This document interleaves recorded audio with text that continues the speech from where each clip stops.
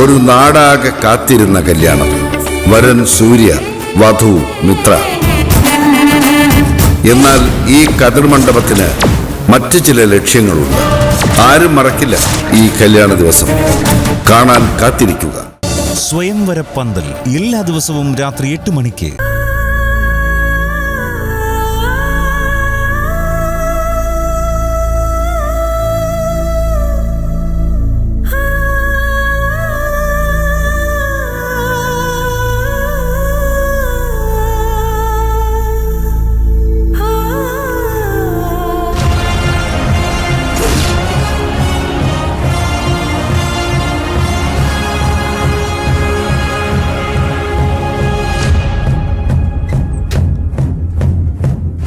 എന്താ നിങ്ങളുടെ ഉദ്ദേശം?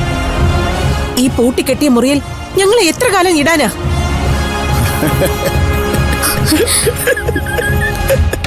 നിർത്തുന്നുണ്ടോ നിങ്ങളുടെ ഈ കൊലച്ചിരി? ദേ, ഒന്നുകിൽ നിങ്ങൾ ഞങ്ങളെ കൊല്ലണം, അല്ലെങ്കിൽ ഞങ്ങളെ ജീവിക്കാനൊന്ന് അനുവദിക്കണം. രണ്ടും കെട്ട ഈ ജീവിതം മടുത്തു ഞങ്ങള്. മടുത്തെങ്കിൽ നമുക്ക് അവസാനിപ്പിച്ചേക്കാം.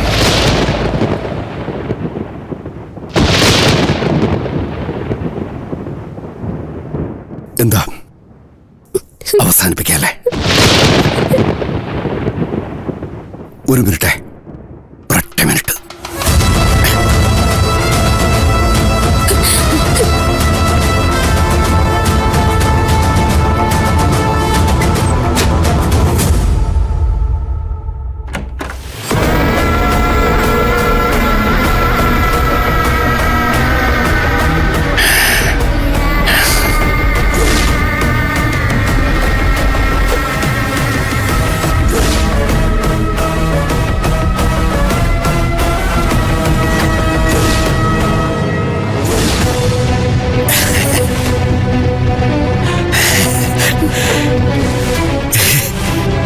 ഇതെന്താണെന്നറിയാമോ? പെട്രോൾ.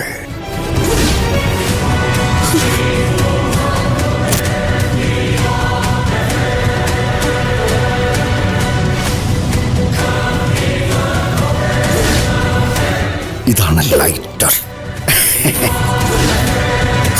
ഇത് ഞാൻ ഈ വീടിന്റെ ചുറ്റും ഒഴിക്കാൻ പോകും. എന്നിട്ട് ഈ ലൈറ്റർ കൊണ്ട് ചുമ്മാ ഒറ്റ നിമിഷം കൊണ്ട് എല്ലാം ബൂം. ചെയ്യട്ടെ, ചെയ്യട്ടെ. ആളിപ്പടരുന്ന അഗ്നി കാണാൻ എന്ത് രസമാണെന്നോ. ആകാശത്തേക്ക് ഉയരുന്ന അഗ്നിനാമ്പുകൾക്ക് നക്ഷത്രങ്ങളുടെ ശോഭയുണ്ട്. ചിത്രശലഭങ്ങളുടെ ചിറകിന്റെ വർണ്ണം പൊലിവയുണ്ട്. എത്ര കണ്ടാലും മതി വരില്ല ആ കാഴ്ചയിൽ ഈ കുടുംബത്തിന്റെ മുഴുവൻ ശാപവും എരിഞ്ഞടങ്ങിയില്ലതാവും. എന്നെ കൊണ്ട് ചെയ്യിക്കരുത്. അതല്ലേ പറഞ്ഞത്, കൊന്നേക്കാൻ.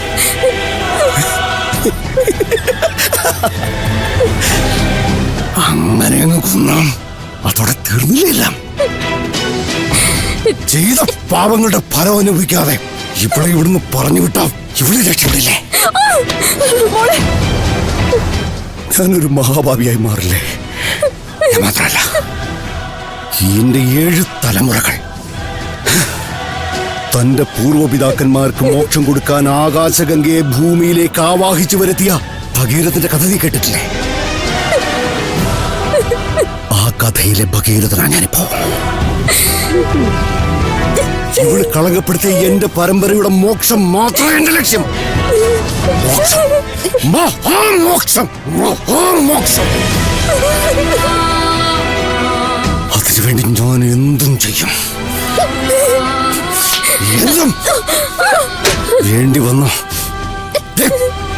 ഇവളുടെ ദിവ്യഗർഭം കമ്പിൽ കോർത്തെടുത്ത് കഴുത്തിൽ മാലയായി ചുറ്റി ആനന്ദ നൃത്തം ചെയ്യും. എന്നെങ്കിലും ഒരു കാലത്ത് ഈ കഥ പുറലോകം അറിഞ്ഞ അതവർക്കൊരു പാഠമായിരിക്കണം. അച്ഛനെയും അമ്മയെയും ആചാരങ്ങളെയും ചതിച്ച് തന്നിഷ്ടം കാണിക്കുന്ന മുഴുവൻ മക്കൾക്ക് ഒരു പാഠം.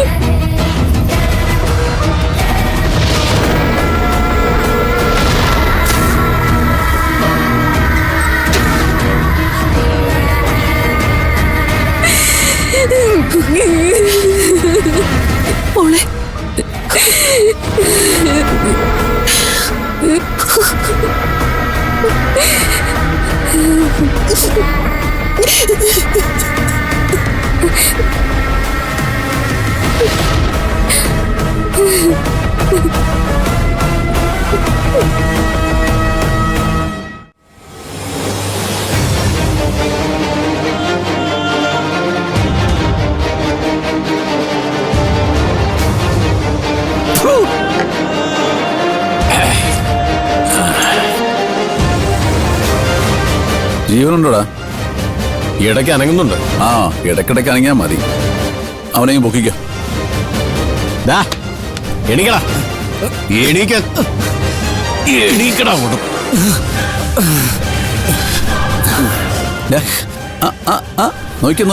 നോക്കിക്കേ.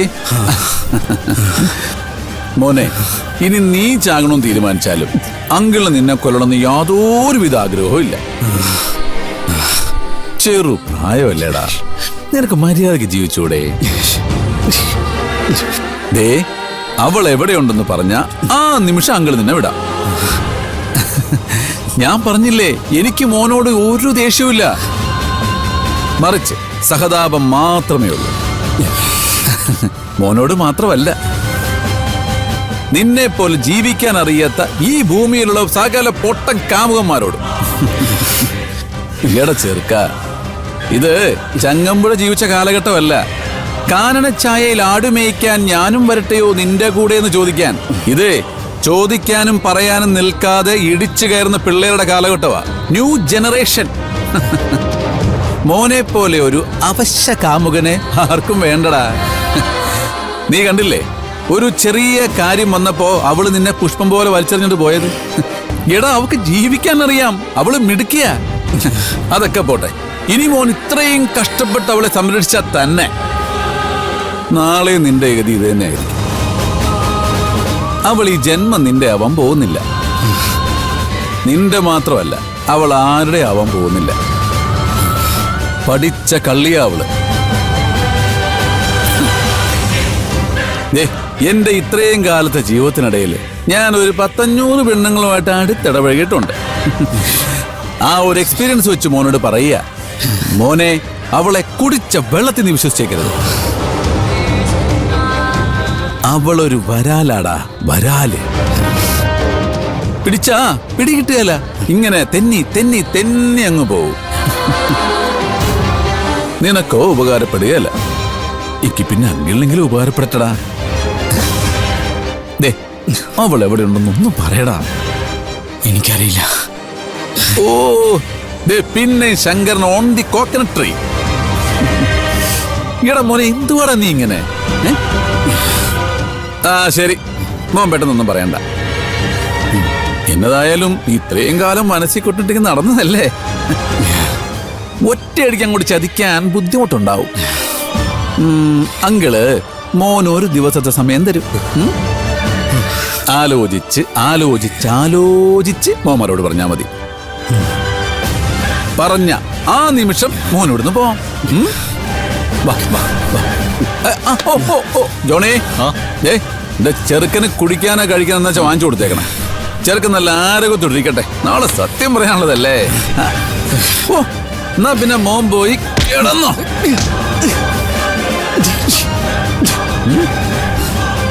ഒരു ബിരിയാണി മേടിച്ചു കൊടുത്തേരും.